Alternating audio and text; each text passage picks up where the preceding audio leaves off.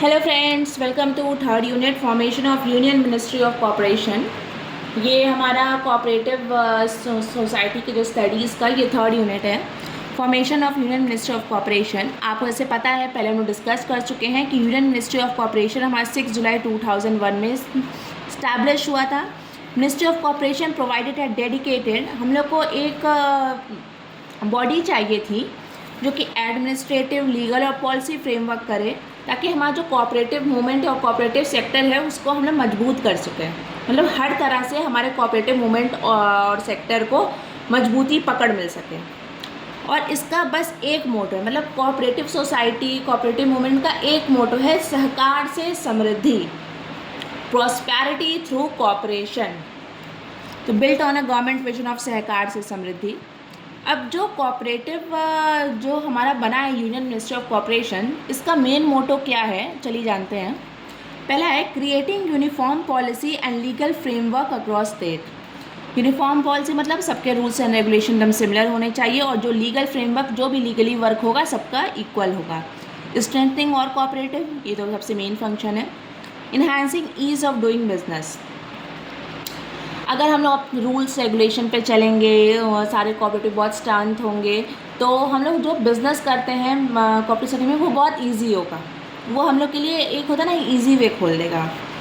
Fourth है promoting transparency and digital integration in cooperative operations. ये कैसे आ जाएगा? ट्रांसपेरेंसी क्या होता है कि जितने पैसे हम लोग इन्वेस्ट कर रहे हैं और जितना पैसा हमारा खर्च हो रहा है वो सही से हो रहा है कि नहीं, ये देखना। डिजिटल इंटीग्रेशन मतलब कितना, जैसे कोई कोऑपरेटिव सोसाइटी है वो दूध बेच रही है, तो वो कितने दूध हो रहा है, कितना प्रॉफिट हो रहा है, कितना नहीं हो रहा है, वो प्रॉफिट है वो क्या कहते हैं इक्वली डिस्ट्रीब्यूट हो रहा है, सबके बैंक अकाउंट्स में जा रहा है कि नहीं, इसको डिजिटल इंटीग्रेशन कहते हैं।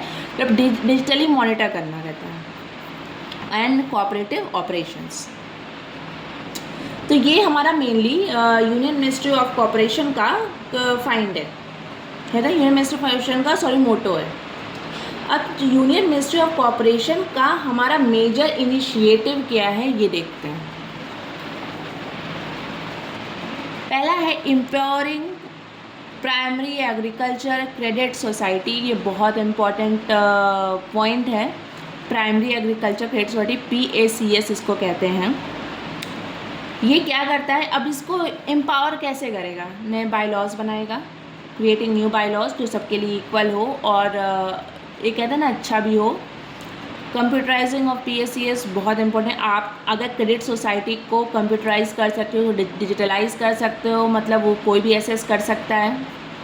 फॉर्म है formation of new farmer producer organisation by CS। Farmer producer organisation होता है एक फार्म, बेसिकली फार्मर के लिए ऑर्गेनाइजेशन हम लोग क्या कहते हैं फॉर्म करते हैं, जिससे जो एक मिडल मैन होते हैं, जो बीच के लोग होते हैं, उनका डिविजन है, तो जो उनका मुनाफा होता है फिर जो फार्मर जाएगा वो कट जाएगा, तो फार्मर्स को एक सही रेट मिल जाएगा उनके चीज़ों का। सेकेंड पॉइंट देखते हैं मेजर इनिशिएटिव में है नेशनल कॉपरेशन पॉलिसी 2025। जो हमारा नेशनल कॉपरेशन पॉलिसी है वो 2025 में हमारा आया है। इट वॉज लॉन्च ऑन 24 जुलाई 2025। 24 जुलाई 2025 पे हमारा नेशनल कॉपरेशन पॉलिसी लॉन्च हुआ था। It outline the bold framework to transform and modernise the cooperative sector. समय के साथ हर एक चीज़ मॉडर्नाइज होना चाहिए, हर एक चीज़ मॉडर्नाइज होना चाहिए, हर एक चीज़ें सही होनी चाहिए। तो नेशनल कॉपरेशन पॉलिसी जो था वो जो बोल्ड फ्रेमवर्क, मतलब जो हमारा कोऑपरेटिव स्ट्रक्चर था उसको मॉडर्नाइज और अच्छे से करने के लिए, ताकि एक जो हमारा प्लान है 2047 तक का विकसित भारत का, वो हम लोग अच्छे से इम्प्लीमेंट कर सकें। Alliance with the countries vision of सहकार से समृद्धि। भाई जहाँ जहाँ कोऑपरेटिव मूवमेंट आएगा वहाँ वहाँ सहकार से समृद्धि आएगा। Supports India long term goals of विकसित भारत 20247। ठीक है, इसका थर्ड पॉइंट क्या होता है जो मेजर इनिशिएटिव लिया है? Extending cooperative presence in every corner of the country. और every corner of the country मतलब हर एक ग्राम पंचायत तक में, हर एक ब्लॉक के, हर एक ग्राम पंचायत के, हर एक ग्राम तक में हमारा कोऑपरेटिव मूवमेंट होना चाहिए।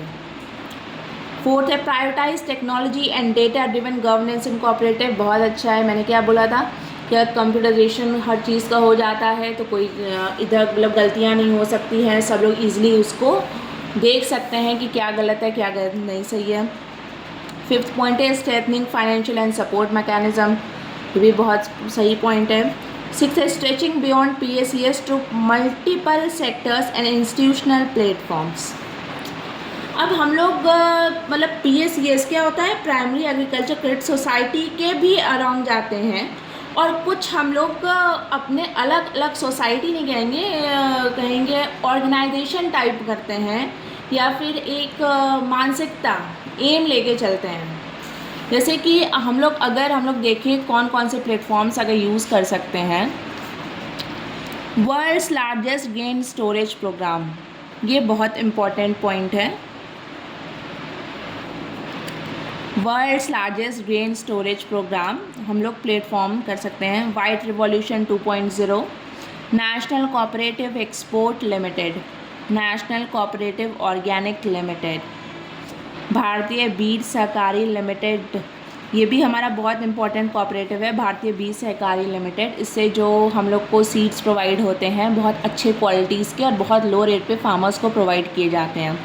इनकम टैक्स रिलीफ, ये तो हम लोग पहले डिस्कस कर चुके हैं। इस्टेब्लिशमेंट ऑफ कोऑपरेटिव यूनिवर्सिटीज़, ये भी बहुत सही पॉइंट है। एक बहुत से नए नए कोऑपरेटिव यूनिवर्सिटी इस्टेब्लिश हुए हैं इंडिया में, जो कि हम लोग आगे पढ़ेंगे। और स्ट्रेथन कोऑपरेटिव बैंक तो आप सुने होंगे, बहुत से सिटीज़ में होंगे। ये world largest grain storage programme है। ये हम लोग को एक कहते हैं ना कि अभी जैसे कि इस समय बात चल रहा है कि पेट्रोल बहुत जल्दी महंगा हो रहा है, डीजल बहुत जल्दी महंगा हो रहा है, तो ठीक है इनकी कमी हो गई है, आगे जाके ग्रेन स्टोरेज मतलब भूखमरी भी हो सकती है। तो उस सिचुएशन को डील करने के लिए हम लोग वर्ल्ड का लार्जेस्ट ग्रेन स्टोरेज प्रोग्राम हम लोग क्रिएट कर रहे हैं। वाइट रिवॉल्यूशन 2.0 क्यों कर रहे हैं, ताकि आगे अगर कभी कमी हो तो वाइट रिवॉल्यूशन का हो, वाइट रिवॉल्यूशन से वो कमी पूरी करे। वाइट रिवॉल्यूशन कौन सा होता है, डेयरी और डेयरी प्रोडक्ट्स के लिए होता है, ठीक है। तो ये बेसिकली ये सब हमारा कहते हैं कि फॉर्मेशन ऑफ यूनियन मिनिस्ट्री के अंडर जो टॉपिक्स थे ये हैं। अब हम लोग नेक्स्ट यूनिट नेक्स्ट वीडियो में देखते हैं, और इस वीडियो के रिगार्डिंग कोई भी क्वेश्चंस हो आप लोग कमेंट बॉक्स में पोस्ट कर सकते हैं, उसके एग्जांपल मतलब उसके आंसर दे दिए जाएंगे। सेकेंडली कि कुछ हो सकता है मेरे से कुछ पॉइंट्स छूट गए हों, उसको हम लोग सारे यूनिट्स कवर करने के बाद हम लोग एक MCQ डाउट सेशन या स्पेशल पॉइंट्स का एक सेशन होगा, जिसमें आपके सारे जो छोटे मोटे पॉइंट्स जो कहीं ना कहीं छूट गए होंगे उसको कवर कर लेंगे, प्लस एक्स्ट्रा जो आप कर सकते हैं वो कर लेंगे, प्लस MCQ कैसे बनते हैं। क्योंकि जो कोऑपरेटिव मूवमेंट है, ये जो कोऑपरेटिव सोसाइटी है, ये सबके लिए नया है। एक जो बेसिकली जो इसमें पढ़ रहा है उसके लिए नहीं नया है, लेकिन एक कोई टेक्निकल हो या नॉन टेक्निकल, या आप AJ का एग्ज़ाम दे रहे हैं, या फिर मैनेजर लेवल का, या असिस्टेंट लेवल का, या फिर स्टेनोग्राफर लेवल का, आप सब लोग के लिए बहुत नया चैप्टर है। तो इसको धीरे धीरे छोटा छोटा करके पढ़ेंगे, पहले इजी लैंग्वेज में पढ़ेंगे, फिर जो टॉपिक्स बढ़ जाएंगे उसको पढ़ेंगे, तो ऐसे क्या होगा ना आपका सही हो जाएगा। तो इस टॉपिक के लिए थैंक यू, फिर नेक्स्ट यूनिट में मिलते हैं, तब तक के लिए बाय।